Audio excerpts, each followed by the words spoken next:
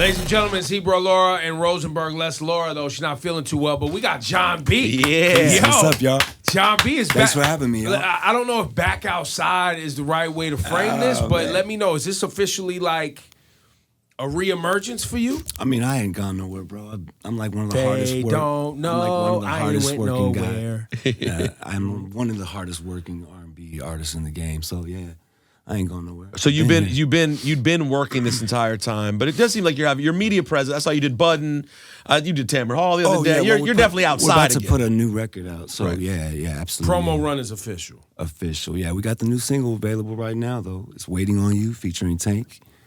Shout to Tank. Big Great shout, guy. my brother. You know what I'm saying? And yeah, man. So it's nice to be back though. For sure. So if you didn't actually live Jon B in the late 90s, right, which was a great time, and you're a young kid now just on the internet, you may see Jon B's name pop up. They may not know that, like, you're one of them official R&B dudes, though. Thank you, man. Do you feel any of that from the young generations where they kind of think you were like a novelty act of some sort? I don't know, man. I mean, when they sample your music, it's just showing love. So there you go. I'll take it however I can. However it goes. And that's been cool. The sampling's been pretty cool too. I mean, you've popped up on it's a bunch. It's a new of way of being remembered.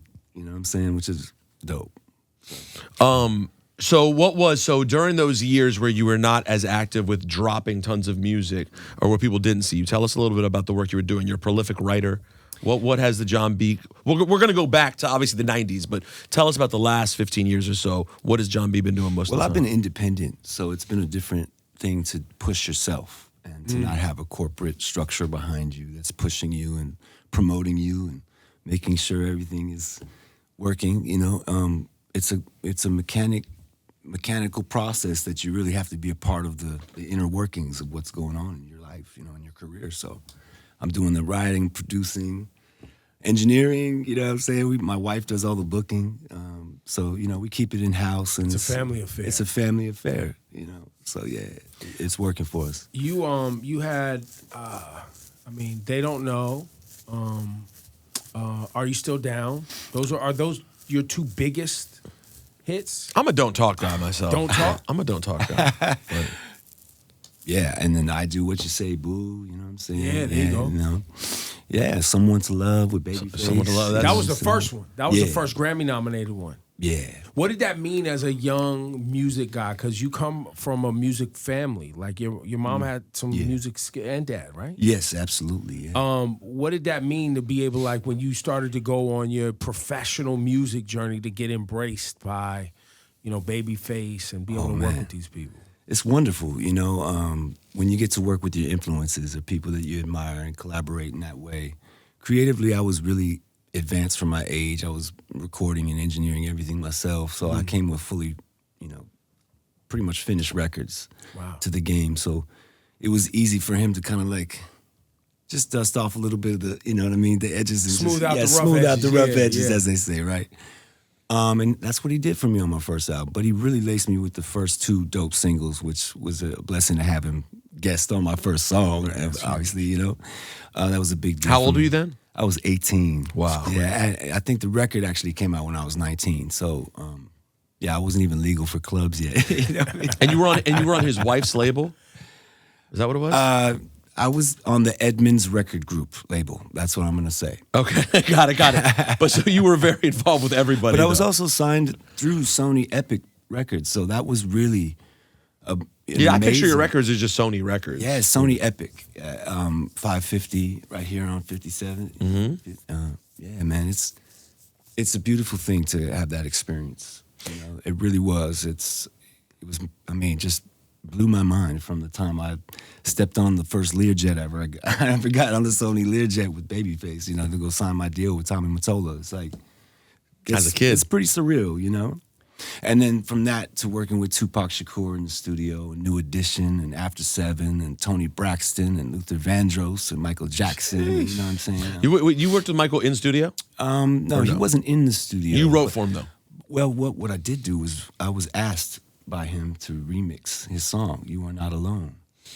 And that was amazing opportunity to just work with just his vocals and just create the track again. Crazy. Yeah, and then he called the studio. I was like, I love it. You know. Oh, you've got this is our favorite thing. You got the Michael Jackson phone call? Oh yeah, We love the Michael Jackson phone call. What voice did he use? What voice did he use? It was a nice. He gave like you the high this. tone. He didn't give it too high. It was just not a lot of bass in there. You know what I'm saying? Okay. Yeah, we get different versions. Yeah. You hear, so what did he? So how did that? Let's start with that. How did the "You're Not Alone" remix come about?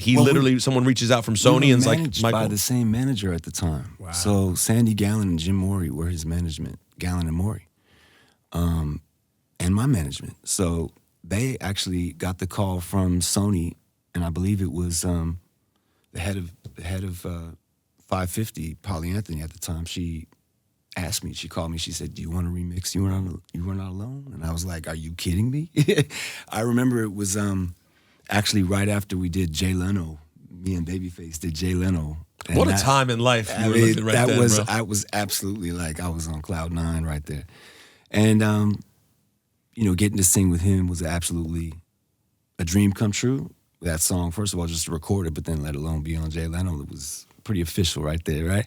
But then that's right after that, I got the call from Polly, and she was like, "Do you want to remix You Are Not Alone?" I was like, "Absolutely." So we got in there, and I think it was actually Mike Dean helped out a little bit with that Shout too. to Mike Dean. Yeah, big He been shout. around He for a played minute bass too, on yeah. there, you know? Wow, really? We're always in the studio together back then, so we used the same studio. So. And then Michael hears a version of it and calls you? Yeah, so Michael heard it while I was in the studio working on other stuff, and he called me. He says, "I just want to let you know I really like how the direction it's taken." And I was just like, "Okay, thank you so much, man. It's such an honor to talk to you." Just chopped it up real quick. And, That's pretty cool. It was a blessing. Yeah, I'm glad you jumped to the mic thing and brought up Pac too, because I wanted to get there because I read that you had a great relationship with Pac before he passed. Yes, which yes. resulted in you getting the verse on "Are You Still?" How did that actually? No, bro, that's completely wrong. How did it go? Okay. Tupac and I knew each other from "How Do You Want It," the video shoot. Right. And 2 weeks later, he called me up and he said, "Come down to the studio, Can-Am Studios." So I came down to the studios and we wrote and recorded the song "Are You Still Down?" right there. We wrote it together in the studio with the paper. And the So wait, pen. how do you want it? You were just in the video? No, I wasn't. I just came down. You were just there? Just chill. Yeah, with just Casey and JoJo. You were just hanging with them? I was just hanging with them, yeah. Yo, what a time in life, bro. That Yeah. video set was things happening. Yo, So yeah, no, I don't want people to think I worked with his voice after or something like that. No, no, this it was was the actually man in happening. the studio for real with me. You know what I mean? So well, wait, it's complicated though. he was because- producing me and telling me how to sing the song. You know what I'm saying? Saying, "Nah, sing it like this, John. Girl, it's alright, baby." And I'm like, "Girl, it's alright." Yeah, like that, man. Okay, like put that thing on it. You know what I'm saying? So yeah, that was But Tupac. it's confusing for people, I think, because then they put out an "Are You Still Down" Tupac album later, correct? That's his mother that did that because Right. that was the last song that he recorded and he never played. God, So that's that's why the people but that's the screw it up. complication, right? Because that song's called "Are You Still Down," but you made it with him in real life. Yeah, it was wild. It was a send off, bro. It was a send off. With the last thing we said to each other was, he was like, he said, "This is my crossover joint, man, and this your song for the hood, bro." And I was like, "What? You serious? Oh, this is about to." Oh, so be. he saw it for you as an opportunity and for him as a different opportunity. Absolutely. He was like, "This is how we're gonna communicate right here. This is the new communication. You know what I'm saying? Let's just collaborate, bro. Let's get it." And he was gonna, but let's just. I'm leaving it there. I might start tearing up in here, man. It still touches me like that because it was so short, man. And it's a weird, I always find it to be an interesting experience when people lose someone, but they weren't best friends, but they were close in that But they moment. were connected though. Right. And and specifically around their death, like you were, at that moment, y'all were homies. Yeah, I mean, it was a lot of camaraderie in that studio that night, and even at the video shoot, like I played him some tracks, and Casey and JoJo and Johnny J were there, the producer of "Are You Still Down?" the track at least. And I was playing my tracks, and Pac started vibing to my tracks and freestyling and right in front of me. And I'm just like, oh, I was singing along, kind of like just vibing. And Casey and JoJo on the side co-sign like, oh, you got one there. You better get in the studio, record that, man. You know. So, and you're still, you're how old at this time? That was 95, so I'm 20, I think 21, maybe. Crazy. Wow. And Tupac's a kid too, though, basically only a couple years older. He was 24? 26, I think, 27. No, he died at 25. That was 2 weeks, 25. Yeah, So he's 25. 25, yeah. No, we're both kids. So when you, as your journey, right, like all of that stuff you just told us, Michael Jackson, Babyface, like the journey's beautiful, right? Yeah, thank you, man. You know, for a young person today who, you know, the music industry is very different now, right? It's harder to see success that, you know, but people have like streaming. It's easier to get in. It's easier to get in. You think it's it's harder for for people to see success, really? Well, I mean, TikTokers are getting success, TikTokers are getting famous overnight, and getting YouTubers are getting paid millions of dollars a month. I mean, what do you mean? Like, well, no, meaning like you had like you were like a household name. There's a lot of people who are successful in your phone. Right. Oh, I see what you're saying. I see bring them out to a that show. real establishment. Sustained. Well, I think that comes with time. There you go. Comes with time. You know what I'm saying? It really does. It comes with time, and it comes with consistency of being sort of a fixture in people's life in a certain way consistently. Don't just write a song that makes me believe you that you want to be in love and then put the song out. It's like, oh, I cheat on you and I get this done and blah, blah, blah. And I'm, you know, so it's almost like you can't contradict yourself. Right. Because once you do that, they'll move on to the next person who's going to tell the truth. You know, tell the truth, man. That's all I say. Tell the truth. And that's what I try to do with my music, man. You know, I don't try. That's what I do with my music. I tell the truth. Did you in your journey, you know, when you get the high highs and sustain that, talk about sustaining when things ain't the same anymore and you have to be like a work, like you said, you touring and you're still out here and it's a business and you're working like it's actually. Yeah, you know, the travel is the main part, I think, that is the real effort that you make to get to where you're going. You know what I'm saying? Literally, get in the car, go to the airport, check in, get on the plane, get to where you're going, do the show, do the same thing again the next day. And it is tiring, but you get this rhythm for it. And it's like, if you're willing to do the work, it's going to result in good results. It's going to be, people are going to see you, you know, and it's a trip that people, you know, still come out to the shows and they're sold out and they're singing the songs. And it's like 30 years later, I'm sitting here, I'm surprised, but there's a part of me that's sort of like, no, it's because you still care, you know. It's because you're out there singing your heart out, you know, for them, like literally, like till you ain't got no more voice and you got to move on to the next and do it again. But that almost goes back to Ebro's point of like, you're an actual musician. You didn't do this. You didn't do this to have a hot moment in the 90s. You did it to go, I'm going to be this. I'm going to go on this journey. It's the craft of making music. You know what I'm saying? It's the craft of songwriting. It's the act of singing in front of people, well, for people, really, because that's what I do. I sing for people.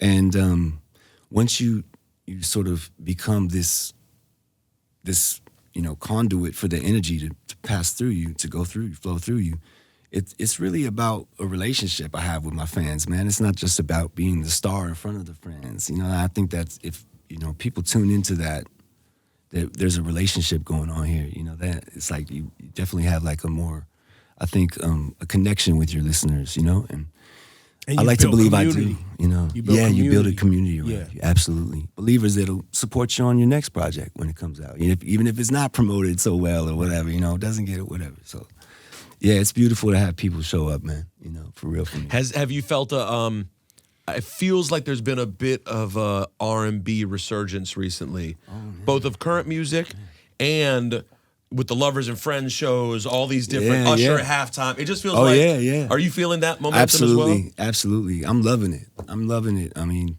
there's so much great talent out, both, you know, new talent I'm just hearing first albums or second albums. I'm loving them from these new artists. And at the same time, there's guys who are still putting it down, you know, from the 90s, you know what I'm saying? So, yeah, everybody's doing their thing. There's a lot of music out there that's inspiring to me, that makes me hunt for new sounds and new ways of, you know what I mean, cooking up. So Well, do your young ones know? Do your kids know what dad is out here? Yeah, they're out here with me right now. Got know? it. So they see the it. Who fly. Yeah. That's tight. We're knee deep in it, baby. You know? And do you have they? Like your parents did for you. I'm sure there was some. Mom wanting you to get on the piano and do your lessons and all of that. She tried that. My mom is actually, she used to be a piano teacher for many years, but she couldn't get me to read the music she thought I was reading and I was just memorizing it and playing it by ear. She's like, wait, we'll go play that part. I'm like, I don't know that part. So some of the piano playing came naturally for you? Or? Oh, yeah. It was all, sort of like intuitive. I taught myself and it came naturally, yeah. Can you read music now? No, I can't read music, but I can play. Play. I can play the hell after them keys, baby. And what about your young ones? Same thing for them? They're musical. They sing a lot. None of them play any instruments, but my daughter actually picked up the guitar and really started learning chords and everything. So that's kind of cool. That's her beginning. She wants to take up the bass too. So. But no pressure, man. No pressure. Yeah, do it at your pace, especially when your father does it for, I don't want him to feel the extra pressure. Right. Yeah. It was my joint for another joint of yours that I loved around 2000, Lifting Me Up. Oh man, was that high tech? You know what's so crazy? That song I never officially came out. It just got leaked. Man, thanks for saying that, bro. Oh, I don't know how I had it even. It was a bootleg. I know, right? But thanks for I need to put that out. And every time I see High Tech, I'm like, "What's up with Lifting Me Up, man?" Oh yeah, so it was High Tech. Yes, I'm trying to think. I was in soul, my it's the blast, zone, right? man, It's the and blast. So that's why I was probably playing. So I was like, High Tech R&B. Because it's the blast beat. Yeah, you know what I mean? It is the blast beat. Oh yeah, it has the same bass line. Yeah. Oh man. But it has another like riff. I'm gonna put it What's out. standing in the way? We gonna do it. We gonna do it. Lifting Me Up was a joint. But you know who I'm so hyped that I worked with recently, y'all, was Premier. Whoa. Yo, I got a joint with Primo. On this Premier, upcoming y'all. album. Like, it's hopefully it's on his next project. Okay. I'm guessing this is a Brady Watt connect. It is a Brady Watt. Because I saw connect. Brady produced on your single. Big up Brady Watt for the new single. Yeah, he produced the track "Waiting on You" for me, and he sent me the track, and I wrote the song in like one day, completely like one train of thought, like from beginning to end. Just a moment, and caught it instead of it being like a drawn out process for like 2 weeks or something like that. It was it was the only song on the album that was like that. And then he connected you with Primo? And then after that, we hooked up with Primo. I came to Primo's studio and I started playing the keyboard. And he came in, he said, "What's that?" And I was just like, "I'm just playing some shit." He's like, "Record that right now." And so Brady got on the bass and I started playing keys, kept the chords progression I had going, and he just like sampled it. Man, he sent me what he sampled of my keys with Brady's bass, with the drums, with the Primo drums. Yeah. And then he did the scratching on it, bro. I'm such a fan, so I'm geeking off. Were you always a big hip hop head too? Absolutely. I was a big Gangstar fan, you know what I'm saying? And everything Guru did, like the Jasmine Taz albums as well, but anything Primo did, I was on it. So it's so funny. Lil Dap and all that, man. The group It's so funny that it's like surprising for me to hear that because I'm like, well, you're an R&B singer. Oh no, trust me, like of course you wouldn't be the first one one to tell me. I mean, but like I tried to make my album show that love for hip hop. I wanted to work with AZ, you know what I'm saying, and not just the mainstream guys, but some of the guys that were dope too, just as dope, but didn't really cross over. They weren't like getting that, there. Yeah, they didn't cross over yet. So Nas, of course, I mean, even like in the dancehall area as well. I went out to Jamaica and worked with Beanie Man. And that was culturally, that was the most amazing trip I've ever been on. Why is that? Because it was just such an impression on me, I'm such a Bob Marley fan as well, and, getting to see his home in Kingston and go to his home and, see the rooms that, he lived in and all that. I took some of that energy with me, you know what I mean? And but in terms of working with Beanie, we went to Studio One, a very famous studio in Kingston, Jamaica, and recorded a remix for the song Pride and Joy I had out at the time. And then we worked again together on 2004 on a song called Every Time.